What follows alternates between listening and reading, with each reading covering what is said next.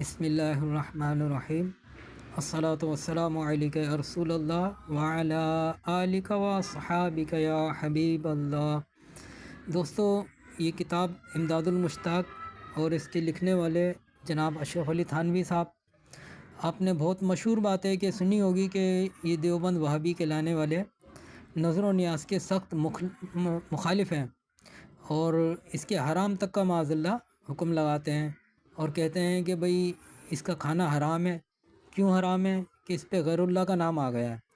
تو جس چیز پہ غیر اللہ کا نام آ جاتا ہے تو وہ ان کے نزدیک حرام ہو جاتی ہے۔ تو دیکھیں تھانوی صاحب اپنی کتاب میں کیا کہتے ہیں، کیا یہی چیز جو ان کے نزدیک حرام ہے اس کو جائز کہتے ہیں یا اس کے حرام کہتے ہیں؟ تو اس کتاب کا صفحہ نمبر 72 میں فرماتے ہیں، جب مثنوی شریف ختم ہو گئی اور بعد ختم حکم شربت بنانے کا دیا، یعنی مثنوی شریف کتاب ہے اور پڑھاتے ان کے مدرسے میں ختم ہو گئی تو حکم دیا کہ بھئی شربت بناؤ، اور ارشاد ہوا کہ اس پر مولانا روم کی نیاز بھی کی جاوے گی، یعنی مولانا روم اللہ نہیں غیر اللہ ہیں، تو اس نیاز پر مولانا روم کا نام آیا۔ 11 بار سورہ اخلاص پڑھ کر نیاز کی گئی اور شربت بٹنا شروع ہوا۔ آپ نے فرمایا کہ نیاز کے 2 معنی ہیں، ایک عجز و بندگی اور دوسرے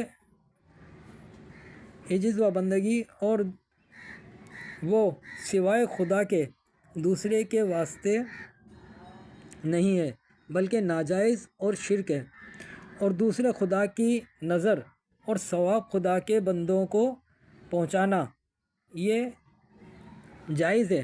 لوگ انکار کرتے ہیں، اس میں کیا خرابی ہے؟ یعنی تھانوی صاحب فرما رہے ہیں کہ اس میں کوئی خرابی نہیں ہے، لوگ انکار کرتے ہیں اور بلا وجہ جو ہے اس کو منع کرتے ہیں۔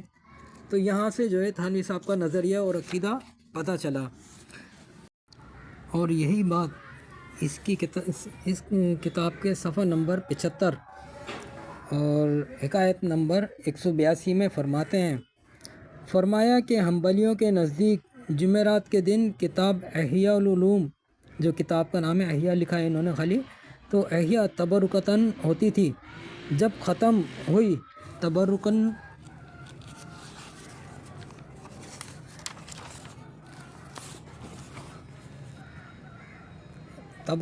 دودھ لایا گیا، اور بعد دعا کے کچھ حالات مصنف کے بیان کیے گئے۔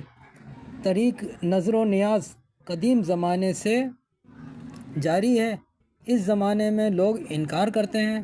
یعنی تھانوی صاحب خود فرما رہے ہیں کہ یہ طریقہ نظر و نیاز یہ تو قدیم زمانے سے جاری ہے، اس زمانے میں لوگ انکار کر رہے ہیں۔ تو اس بات کو تھانوی صاحب نے بھی تسلیم کیا ہے کہ نظر و نیاز یہ آج کی ایجاد نہیں ہے، بلکہ دارالعلوم دیوبند میں بھی ہوتی تھی، اور مثنوی شریف جب ختم ہوئی تھی تب بھی جو ہے مولانا روم کی نیاز کی گئی، اور احیاء علوم جب ختم کی گئی تو تب بھی جو ہے وہاں پر نظر و نیاز کی گئی اور دودھ لایا گیا۔